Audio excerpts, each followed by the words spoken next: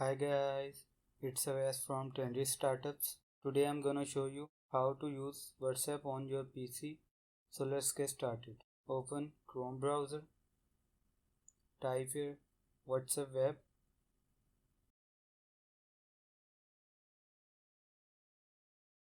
Click on first link. Now scan the QR code with your phone.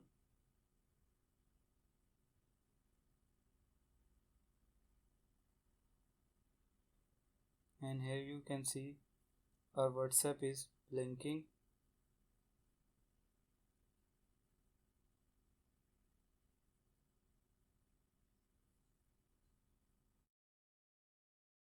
Here our WhatsApp is open in our PC. Here you can do the same. I hope this information was helpful for you. Thank you for watching. Have a good day.